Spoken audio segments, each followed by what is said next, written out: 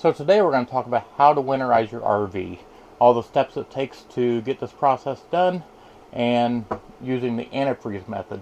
We don't use the air blow method because I'm sure it works fine, but I always get nervous about just having a little bit of water puddling back in, so I do the RV antifreeze method. It's a food safe antifreeze. Usually it's a pink gallon. So let's get started.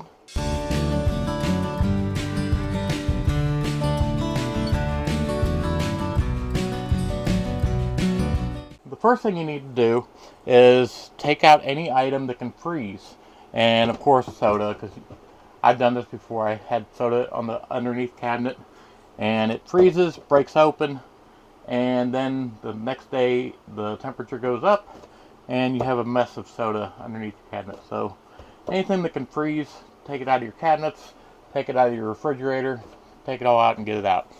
Another thing, and I messed up too on this, is coffee makers. So a coffee maker or a Keurig coffee maker, they have a little tiny pump in the bottom of these things. And that little tiny pump has a little tiny pocket that can hold water in it. And what happens is that little pocket of water freezes and breaks the pump. And you're thinking, when it happens, you now have to buy a new one. You're thinking, oh, it was just a bad pump or it was a bad device.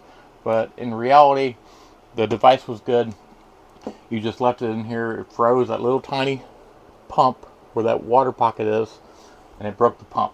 So any Keurig coffee maker or coffee maker, so anything that has water in the pump, take it out and put it in a bag. So I bought these bags. They're kind of general, like for electric, water, sewage types of bags for storage. And I just crossed out the electric one because I use a different bag for that. And I just wrote RV storage. That way I could throw my coffee maker in here or any other thing that I need to put in storage over the winter and throw it in the basement. And you know this is your RV bag. I like the yellow one, so it's really bright in my face. So, like I said, throw it in there, take it in your house. It will be there next year.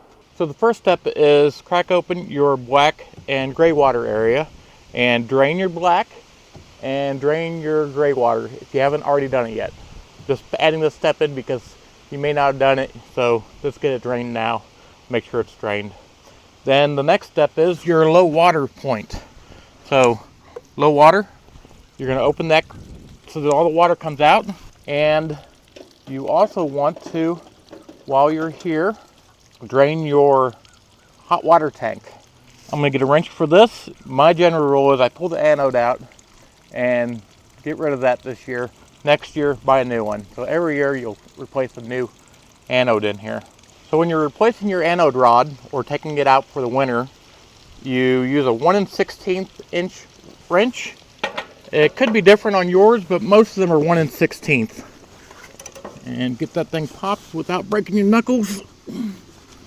And now it's cold, and you're going to get a bunch of cold water coming out, so just a warning. There it goes. And as you can see, the current anode isn't that bad, but I change them out every year because I'd rather this be changed out every year than for that tank to be replaced. So let's get that changed out every year. Okay, so now we need to find that water pump and find your hot water bypass valve. Make sure you put these two valves in line with the bypass hose. So this is the bypass hose right here, and it's not going to run through the hot water tank. That way when you put your RV antifreeze in, it's going to go this way and go through the bypass. So you can see it's in line with the bypass. It's not pointing this way. So I turn the pump on. Now anything between the water holding tank and the pump itself is drained out. So now we're going to get ready to add the RV antifreeze. Like I said, it's a food safe antifreeze. What you'll do is you'll put it down where you need it. And mine already has this hose for it. But what it is I turn the valve off for the holding tank. I turn the hose on for this side, and now it'll suck out of here instead of sucking out of the holding tank. So we'll turn the pump on. Okay, so just as a quick note, make sure you close your low point valves outside before you turn the water pump on. You don't want to spit this gallon onto the ground before you have a chance to open and drain the spigots. So let's turn the pump on. Pump is on. Now let's crack some faucets. Okay, so now we got the pump on, and let's open these valves until we see pink. Pink. Both are pink. Now let's go to the bathroom. Oh, by the way, keep an eye on that jug because you don't want it to go empty on you. Then you got to start the process over. So usually this job takes about 2 gallons. It depends on your RV size. So the same thing for your toilet. Flush it until you get pink. Nice and pink. Stop it. By the way, you want to leave a little pink in there. That way your seal stays maintained.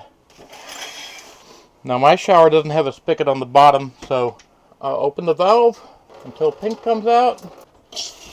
Alright, we got pink. Turn the hot on until pink comes out. And we got pink. So just make sure you do every valve in your RV, any water valve. So mine has a shower, a toilet, and a sink.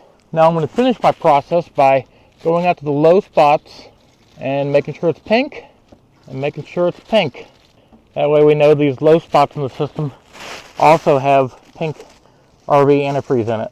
Also, my general rule is on your holding tank valve, I just leave it open for the winter. That way any water that does come through and comes in here, you're not going to have a water trap in here for it to freeze. So just leave your low point on your holding tank open for the entire winter. And the final steps, while your pump is running, pull the hose out of the pump. That way this hose is nice and clear and you're not dropping it on the floor. You're going to get a bunch of antifreeze all over your floor. So raise it up. Your pump pumped it all out. Turn your pump off. Take your remaining antifreeze and pour a little bit down your P-traps. So your sink one and your shower trap. That way there's no water on the bottom of the trap that's going to freeze also. Now put your covers back on. You're all set. Now the reason why I put the covers back on is even though it's winter time, my summertime camping is over, you can still go camping. You just can't use the water during your camping trips. So I put the cover over for the bed, and then I put the mattress back on, and we can still do winter camping. We just can't use the water system during that time. So one final step before you're all done is to make sure you turn that water pump off, because you know how it is. You get everything done and you think you're done, you leave, and you're leaving that water pump running and it's running dry.